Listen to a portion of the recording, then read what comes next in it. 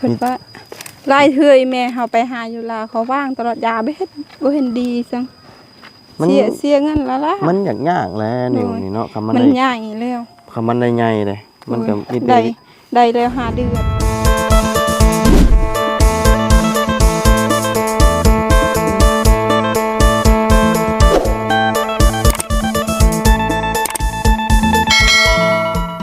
ถือว่ามองมั่งเบิดแล้วเนาะกระตุกนี่มั่งเป็นไปเทือนครัวอยู่พุ่นพี่น้องเนาะบ้านนี้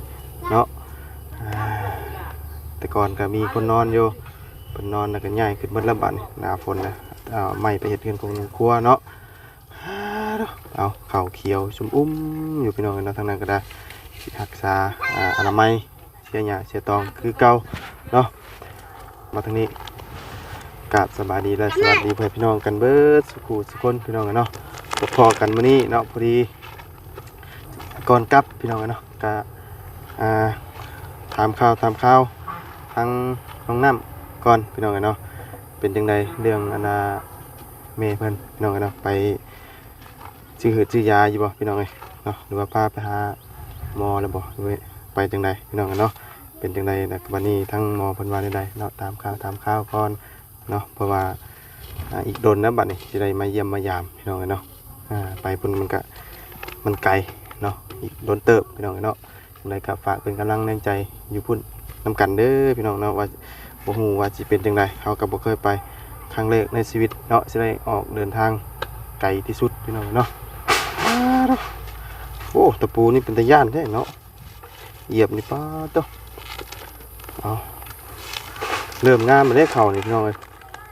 ถือว่าเริ่มเขียวงามแล้วเนาะฝนตกใส่ขนาดบริไซอย่างนี้นี่ยังเขียวแต่ว่าใส่พวกนั้นยังเขียวได้นี่แต่ต้นไม้นี่เสียไปน้ำออกไปน้ำเนาะมันสิจักแล้วจักเถื่อนี่นะฮะมันสิจักแล้วจักเถื่อบ่นี่นะ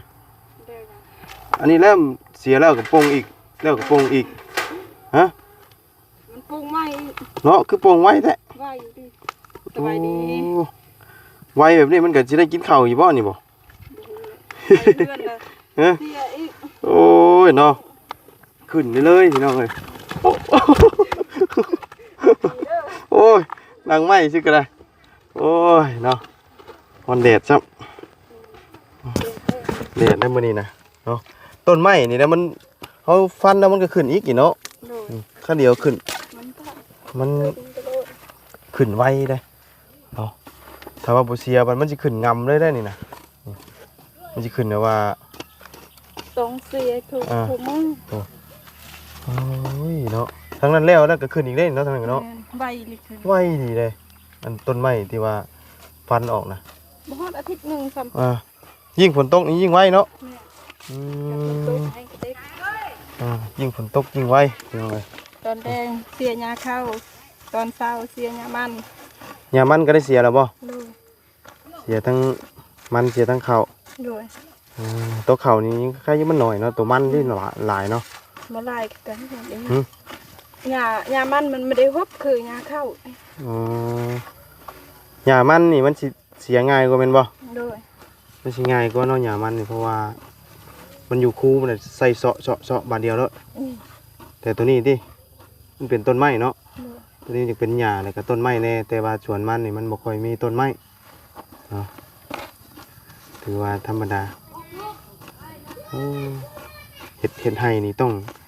ดูแลหญ้าดีแล้วจังจะได้กินข้าวฉันนี่บ่ได้กินข้าวได้กินตายคักพี่น้องแบบเนาะโอ้ยเนาะและพี่น้องเลยถ้าเอาบ่ดูแลมันเฮาก็บ่ได้กินต้องดูแลจังได้กินต้องดูแลมันอีดีเพราะว่าข้าวไห้นี่มันก็แตกต่างกับอันว่าข้าวนาเด้ข้าวหน้านี่เขาบริเสียหยาเนาะแต่ว่าลกเอาเขาหน้าเขาไม่ได้เสียหยาบ่มีแต่ลกเอาแต่ว่ามันหยามันกับบริขึ้นแบบนี้เด้อันนี้มันหยาอันต้นไม้อันนี้นะเนาะเป็นต้นไม้พี่น้องเป็นทั้งต้นไม้เป็นทั้งหยาเนี่ยอันนี้นะ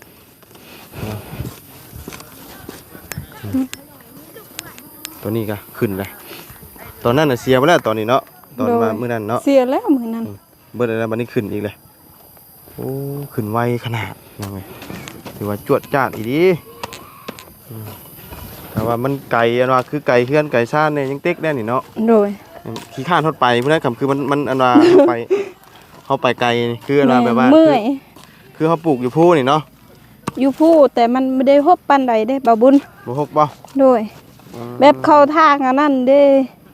เข้าทางกุ๊กไม้มันใหญ่ อืมบ่ไงต้นไม้มันบ่ต่ โดย ำมันเป็นเหงาใหญ่แบบนี้บ่ โดย แบบนี้เนาะ มันมีตัวใหญ่หมดแต่มัน โอ้ หญ้ามันบ่หลาย แบบว่ามันโป่งมันกับโป่งวิทย์เทิงพี่เนาะ โดย มันบ่คือแบบนี้เนาะ โดย มันคือแบบนี้นี่อันนี้หญ้ามันท่วมเลยก็เฮ็ดให้เขาอันนั้นนะบาดนี่ โดย เขาบ่งามนี่ก็เริ่มแตกกอออกแล้วนี่ถือว่าเริ่มมันนี่แล้วพี่น้องเนาะเริ่มออกกอแล้วอ่าอันนี้ก็โหงามพอดีต้นนี่ใบใหญ่เนาะทางอยู่ในกระไม้ขึ้นมาแล้วก็งามตอนที่ว่าต้นที่ว่าเฮาอยากให้งามนี่บ่งาม แม่นต้น ต้นที่ว่าเฮาบ่อยากให้งามนี่งาม งาม เนาะตัวที่ว่าเฮาฟันทิ่มเท่าไหร่ยิ่งขึ้น แห้งงามแห้งพันแห้งงาม งามเนาะเอาถามมานาเรื่องราวทั้งเมย์เพิ่นก่อนพี่น้องเป็นจังไดแน่แล้ว แม่น สุขภาพเรา อันนั้นยังเป็นนิ่วคือเก่านั่นแหละไปกวดอยู่เวท ไปกวดแล้วบ่ โดย โอ้ ไปกวดอยู่เวทแม่ว่าเขาให้ยาบ่แม่ว่าเขาบ่ว่างให้ยา เอ้า เพิ่นว่าว่างแล้วมันกินมันบ่ดีเด้จึงเพิ่นบ่ว่างก็ยาเพิ่นว่าเข็นว่างแล้วเสียเงินละล่ะ ครับกินยานะ แม่นมันบ่ได้เศร้าเด้มันใหญ่แล้ว โอ้ ต้องไปผ่าเอา พาอย่างเดียว โดย คือตอนนี้น่ะเท่ากับเพิ่นบ่ได้ให้ยามากินเลย หายาแล้ว อ๋อ หายาเราเทิงนี่ อ๋อเรากินน้ำต้มผักไหม้บ่คุมื้อนี้หรือว่าได เอายาจากยายังเขาไปหาอยู่บ้านยัง เป็นยาอันผักไหม้นี่บ่ แม่น อืม ยาเขากินเป็นชั่วโมงซื่อๆเป็น6 โมงกินเทื่อนึง อืม 6 โมงตอนเช้า10ตอนอันนั้น11 โมงตอนเช้า6 โมงตอนแรง6 โมงกับตอนเที่ยงประมาณ11 โมงกิน อ๋ออัน เขาให้ยา อันหมอไปหานี่บ่ได้ไปหาอยู่ลาวที่ไปหาหมอเวียดบ่ ห้ามหมอโอ้ไปส่องนั่น ฮะ ไปส่องอยู่เวียด อ๋อ คนเวียดว่าโอ้บ่ต้องอันนั้นยาดอกมันกินยาแต่มันบ่เศร้าเนาะแต่เพิ่นบ่อยากว่างเพิ่นว่าคันว่างให้กินแล้วเสียเงินละล่ะมันบ่ได้เศร้า แล้วไงถ้าว่าเพิ่นสิวางยาให้กินก็กินไปซื่อ โดย ๆมีแต่พอบรรเทาแล้วก็มันเสียเงินซื่อ แม่น ๆเพิ่นแนะนำแนวนี้ แม่น อ๋อ เพิ่นว่าคันมีเงินสมเจ้าต้องไปพาเอา อันว่าเพิ่นตีราคาให้เท่าไหร่บาทนี่ เพิ่นว่า40ล้าน 40ล้านเงินกีบบ่คือเงินเวียด เงินกีบนี่แหละ เงินกีบ โดยเงินกีบกับเงินเวียดซ้ำกันเลย อ๋อเพราะว่ามันก็ลื่นกันบ่ได้หลายเนาะ โดย คือล้านหนึงเงินกีบของเฮาทั้งนั้นน่ะสิได้อยู่800,000เนาะตามเวลาถามเวียดที่ว่าเพิ่นมาขายพวกผลไม้นะเนาะ แม่ มันเดือนคือเงินเฮานี่มันเดือนแค่20,000กีบเนาะ แม่ คือแสนหนึงนี่สิได้อยู่80เนาะ เวลาขึ้นเวลาลงตลอดของมือแบบนั้น แต่สรุปแล้วนี่ต้องพาอย่างเดียว โดย ถ้าว่าสิกินยาอันว่าแบบจากหมอจากแพทย์จากหมอว่างให้นี่เพิ่นบ่แนะนำให้กินแล้ว แม่ คือมันใหญ่เกินนะบ่มันบ่สามารถแบบว่า มัน แตก มันใหญ่แล้ว มันบ่สามารถที่ว่าสิแตกออกได้เลยเนาะ โดย ว่าไงมีแต่กินอันน่ะพวกหางไม้หางยากินไปพอมันเท่าสินะบัดนี้เนาะ แม่หลายแล้วหายายาตัวใด อืม มันบ่ถึกนะ อันไปอันอุกเอ็กโกนี่แม่นอยู่เวียดเนาะ แม่ แต่ว่าถ้าว่ามีเงินนี่ก็ผ่าตัดผ่าหยังอยู่ลาวเขาก็ได้ แต่ว่ามันคือว่านะก็คือเขาโหน่ะการผ่าตัดนี่มันต้องใช้เงินหลายขนาดได้ไผคือกันถ้าว่าได้ลงมือผ่าตัดนะพี่น้องมันสิแพงอยู่แล้วผ่าตัด ราะว่ามันต้องใส่ยาอย่างไรอีกผ่าตัดนิ้วเนาะมานี่40 ล้านเนี่ยมันก็บ่ได้ว่าจบเลยนะบางแค่เพิ่นแค่ประเมินไว้เนาะ โดย ประเมินไว้ ประเมินว่า40 ล้านนะแต่ คื ว่า อ มัน อันนั้นคนเวียดมันต่างกันได้บ่บุญ ฮะ ค่อยได้ยินเขาเว้านั้นในคอกหนึงเขาส่งคืนในแค่นเฮาดีเสาเด้คนเวียดนะแม่น อ๋อ เขาส่งคืนได้เงินเด้ตอนเฮาเจ็บนั้นเขาเอาเงินหลาย อ่ะ คนเวียดกับคนลาวมันต่างกันนะ อ๋อ ครึ่งหนึงเพิ่นเอาครึ่งหนึงเพิ่นส่งคืน เวลาอันเฮาไปปวนบ่ แม่น คือเพิ่นจะเอาเงินคล้ายๆว่าเพิ่นว่า40 ล้านนี่เฮาต้องไปวางก่อนจังซี่บ่ แม่น บัดพอเราเฮาได้พามันดีมันเช้าแล้วเงินเฮาบ่ฮอดอันว่าอันค่ารักษาบ่ฮอดเพิ่นก็คืน แม่นเพิ่นคืนครึ่ง คล้ายๆ เพิ่น เป็น บ่ได้อันนั้นส่งดอกแบบส่งหมดเลยครึ่งหนึง คล้ายๆว่าเป็นเงินค่ามัดจำนะเนาะ แม่น ประมาณนี้ ได้ยินเขาเว้าคือกันเนาะ ได้ยินเพิ่นเว้า โดยบ่ฮู้คือกันได้ยินเขาเว้า โดยเฮ็ดจังไดเนาะมันก็ใช้เงินหลายมีแต่กินยาหักไม้หักตอกบรรเทานะ แล้ววันนี้ไปกวดอ่ะเบิดเท่าไรบัดนี้พาไปกวด หมดทางอันนั้นไปหาฮักไม้ทางไปกวดมันหมดล้านหนึงแล้ว เวลาหนึ่งแล้วเนาะ โดย ไหนก็มีแต่หาตัวหักไม้และกินไปก่อน แม่น เนาะต้มหักไม้หักตอกปานนี้แหละส่วนหลายบ้านเฮามันก็แต่ว่าบ่มีเงินพาบ่มีเงินหยังเลยมีแต่หาต้มหักไม้หักยานะพี่น้องเนาะเพราะว่าสิพาก็มันสูงโพดเนาะ30-40 ล้านเนาะ40 ล้านก็ยังเกือบบ่อยู่แล้วนี่ถ้าว่าได้พาดีอันนี้แค่เพิ่นประเมินเข้ามาเนาะ โดย 40 ล้านมันก็บ่ได้น้อยนะพี่น้องนะมันเงินนี่ก็50,000ได้เนาะ50,000 บาทเลยนะเขาคำนวณคร่าวๆเนาะมันเงินมันกับบ่มีถึงปานนั้นบาทเนาะอันเรามาอยู่เฮือนจักมื้อได้ซั่น แม่อยู่เฮือน อ่า บ่เพิ่นมาเมื่อเสียยามันก่อนแล้วยามันก่อนจังไปขึ้นเสียขึ้นยาเข้า มื้อเช้านี่ไปเสียยาเข้า เสียส่วนไหนมื้อเช้านี่ ส่วนพักพ้นเสียยามัน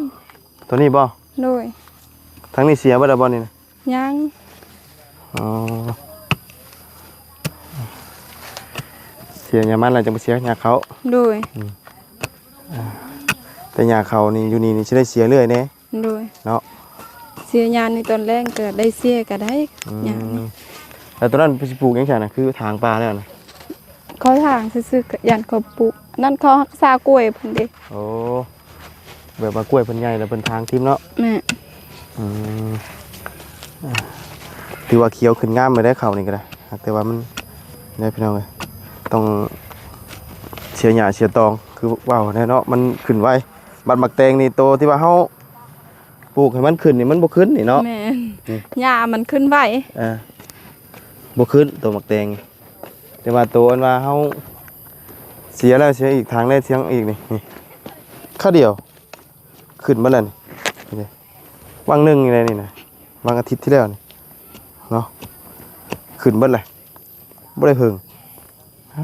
แป๊บเดียวพี่น้องเนาะถือว่าขึ้นไวเบิ่งเนาะ บนนั้นงามอีหลีเขาเนาะ งามบ่บนนั่นเนาะ โดย เป็นขี่ยานาไฟหมองเผาอันใบไม้คักเด้มันเลยงามในบองนะต้นกล้วยก็งามจ้ะปู่เอาเนาะมื้อนี้ก็ก่อนกลับบ้านก็เนี่ยพี่น้องเอ้ยแวะ สิเมื่อแล้วมื้อนี้ โดยเมื่อแล้ว โดยเดินทางปลอดภัยเด้อ โดยและอีกโดนพุ่นวันนี้สิได้มาเยี่ยมมายามเนาะมีแต่ทั้งเขาเบาเสียงนั่นแหละทั้งอาจารย์ลาวนั่นแหละ โดย เอาไปจันเนาะยังอยู่ก็สิได้เที่ยวมาเอาบุญสิเดินทางไปไชยะก่อนมื้ออื่นนี่เนาะ ใกล้บ่เสียหยัง ไกลได้ภาคเวียงจันทน์ไปอีกเคยไปบ่เวียงจันทน์ บ่เคย ขนาด ขนาดสิโปดก็ยังบ่เคยไปไปฮอดอยู่พุ่น เลยเซโปนกับผู้ลุ่มลงไปอีกพุ่นนะพี่น้องอันนี้คือโตเฮาอยู่นี่มันบ่แม่นกระโตเซโปน แม่น เหมือนเมืองเซโปนนะว่าไง เมืองเซโปนคือกัน เมืองเซโปนบ่ แม่น อ๋อเมืองเดียวกันเนาะ โดยเมืองเดียวกันก็อยู่ติดกับเวียดเด้ บ่ไงทั้งนี้มันอยู่เยื้องๆออกชายแดนเนาะ โดยไกลกับเซเดน ส่วนลายนี้ทั้งนี้นี่มีแต่ไส้ของเวียดคือว่านะพี่น้องมันเยื้องๆชายแดนเด้เป็นนัวกับเวียดเกลือกับเวียดปลาแดกกับเวียด เวียดหมด ขนมกับเวียดลักๆเลยนี่มีแต่เวียดเนาะ โดย พวกของอยู่ของกินมีอิหยังมีแต่ของเวียดทั้งนั้นเลยหลายสุดเนาะถ้าสิกินอันน่ะคือของมาม่ามีไทยหรือว่าอหย่างนี้มาก็คือว่าแล้วมันก็แพงขึ้นไปอีกเนาะ โดย มันแพงราคามันก็ต่างกันนะคือเป็นเนาะเป็นนัวผงชูรสชูรสนี่พี่น้องเอ้ยมันก็แพงต่างกันปลาร้าคือกันเนาะ ต่างกันคุณ ต่างกันหากแต่ว่ารสชาติมันก็ต่างกันอีกเนาะของแพงกับของถูกเนาะ โดย ของถูกมันแบบบ่อยากแซ่บของแพงบ่แซ่บแต่เงินเมาบ่ซื้อบ่ถึงแนวนี้พี่น้องเอ้ยเนาะ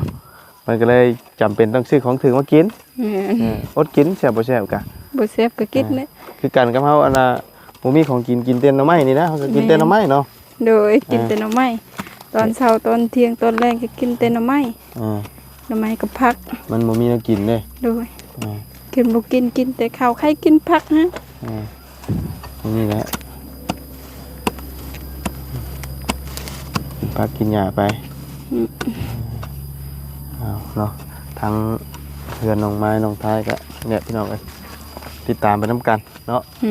เพิ่นได้มาอยู่ก็โอ้ยใกล้กันนะพี่น้องเอ้ยปลูกผักปลูกหญ้าก็สบายอยู่หนองน้ำหลายยามเนาะเดือน4บ่คำว่ามัน แม่นเดือนสี่ บ่ได้ดูดบ่ได้หยังนี่บ่บกเนาะ โดย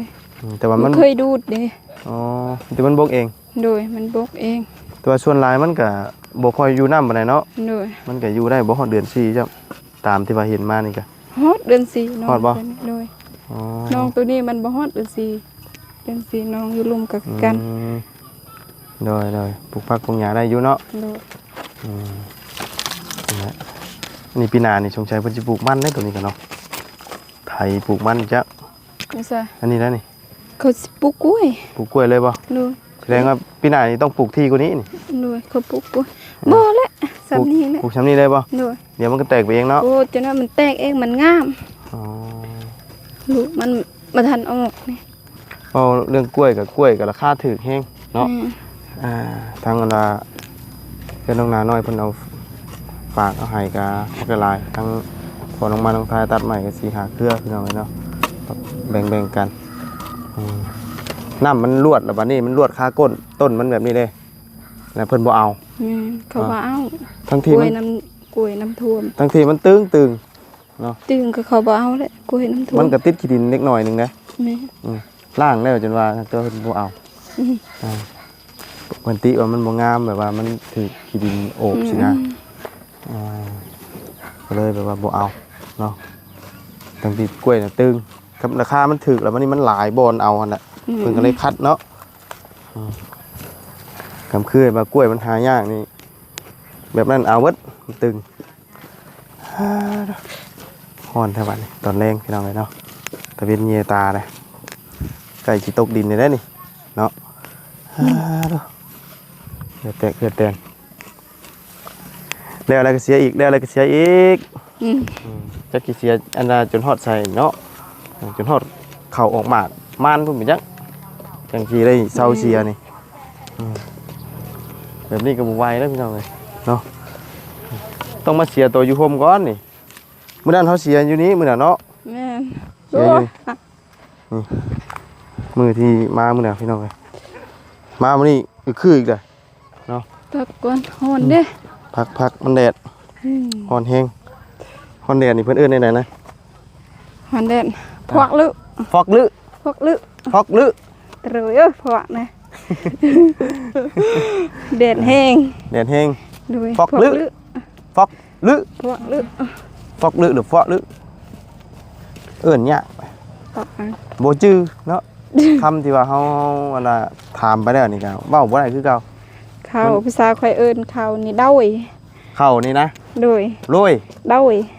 โรย โดย โรย โดย โดย โดย เข่านี่คือโดย โดย โอ้ ยานี่เขาเอิ้นว่าบัด บัดหญ้านี่บัด บัดชื่อลึบัดชักลึ บัดสะอึยลึ อันชักลึแบบว่าภาษาเราวเอิ้นว่ายานี่มันฮบลึมันฮบแห้งยานี่มันฮบ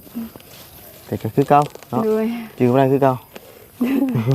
นี่หากระเสียนี่ขึ้นนี่ต้นไม้แบบนี้นะมันขึ้นไว้นี่ มันขึ้นสิท่วมเข่าเลยขนาดเข่าปลูกแต่เฮิงนี่แต่ว่าต้นไม้สิขึ้นน้ำลังนี่หญ้าขึ้นน้ำลัง สองเทื่อเลยได้เสีย สอง นี่ เทื่อ นะ เสียเลยต้นไม้ มาซ้ำเข่าคือกันไวเลย ใหญ่ ขนาดเท่าเสียไปรอบนึงเลยเนาะ แม่ มันออกมาน้ำลังจนเสมอเข่าซ้ำกันกับเข่าเลย ทั้งที่เข่ามันอาจจะขึ้นสูงกว่านี้นะหญ้าเฮาเสียไปแล้วรอบนึงนะรอบนึง2 รอบเลยก็ได้เนาะคือฝนสิตกบ่แล้วบัดแดดมาเนาะเช้านี้ตกปล่อยๆหน่อยนึงพี่น้องเอ้ยอยู่บ้านก็ยัง เฮาคิดมื้อเช้านี่6 โมงตื่นฝนตกอีแม่ว่าสิเสียหญ้าเข้าหรือว่าสิเสียหญ้ามันไปเสียหญ้ามันแม่ไปลอกแม่แต่โอ้ยฝนตกไปสิลูก ไปเล่นก่อนไปเล่น7 โมงไปเล่นพาลูกปลาค่อยไปซ่อนลูกข่วง อ๋อ ไปถามปลาค่อยอยู่ใส่เสาวงไปเพิ่นว่าไปเสียหญ้ามันโอ้ยเมื่อคือกันไปเสียหญ้ามันคือกัน มาเสียหญ้ามันคือกันบ่ล่ะ โดยไปเสียหญ้ามันคือกัน โดยมันก็ที่นี่แหละนี่เสียขึ้นพุ่นนั่นเนาะ ฝนตกโอ้ยไผสิเสียได้ มันยากบ่คันฝนตก แม่น เสียหญ้าย าก มันเพราะว่ามันเป็นกี่ดินอันดินแดงเนาะ โดย ยางน่ะมันติดเกิบแม่นบ่ แบบเฮาอันนั้นเฮาโพดนะ อ๋อ เฮาไก่มันยากมันบ่คือแบบดินแบบนี้มัน เพราะว่าดินแบบนี้มันสิบ่ติดเกิบเนาะ โดยมันบ่ติด อ๋อถ้าดินคืออันฟอร์ดอันนั้นมันว่าติดเกิบมันเป็นดินด่างเหนียวเนาะยางติดเกิบมันก็เสียหญ้ายากเอาเนาะก็สุขภาพแม่เพิ่นก็ถือว่าหมอเพิ่นบ่วางยาให้เนาะ โดยเพิ่นว่าหลายเทื่อแม่เฮาไปหาอยู่ลาวเขาว่างตลอดยาบ่เห็นดีซังเสียเงินละล่ะ มันยากแหล้วนิ้วนี่เนาะคำมัน มัน ได้ ใหญ่แล้ว คำมันได้ใหญ่เลยมันก็มี ได้ แต่ ได้แล้ว5 เดือน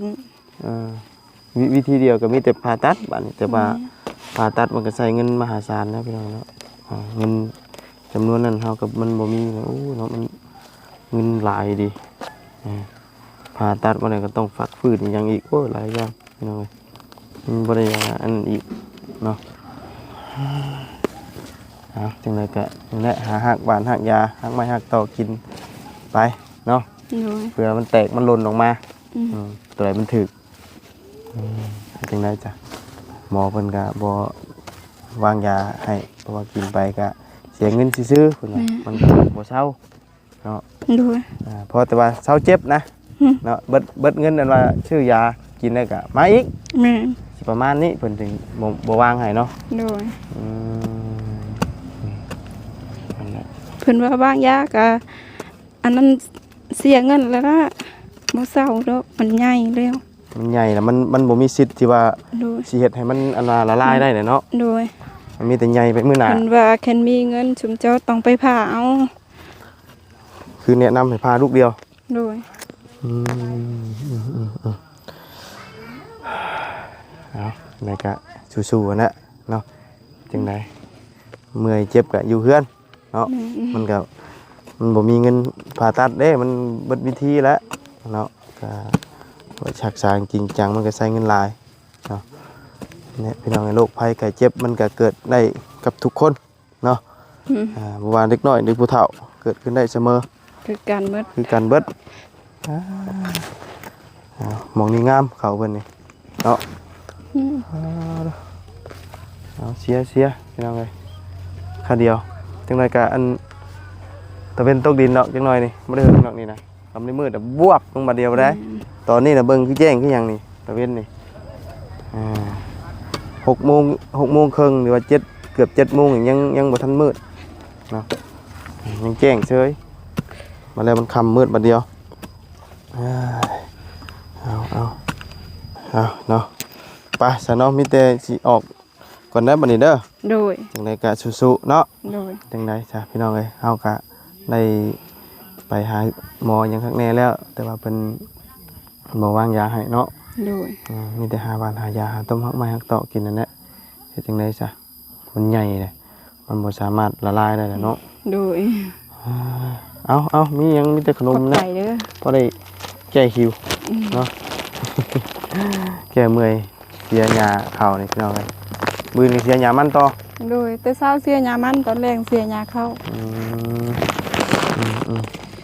เอาไปจ้ะเดินทางก่อนเด้อ โดยเดินทางปลอดภัยเด้อสวัสดี เลยเนาะพบเจอกันใหม่พุ่นแหละหลังจากมาจาก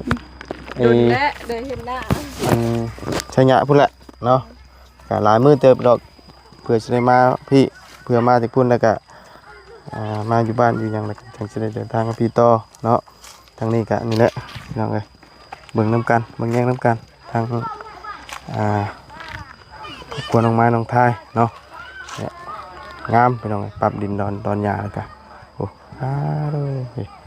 เนาะรับคลิปนี้ผมบุญกับลำลาเด้อเนาะพบเจอกันใหม่ก่อนอื่นก็ขอบคุณเพื่อนพี่น้อง FC ที่คำติดตามนะครับส้มคอยให้กำลังใจโดยตลอดมาพี่น้องเนาะไปจังไรการลำลาแล้วมื้อนี้ไปก่อนพี่น้องสบายดีพี่น้องกันเบิดสุขุทุกคนฮอนแดดไปบ๊ายบาย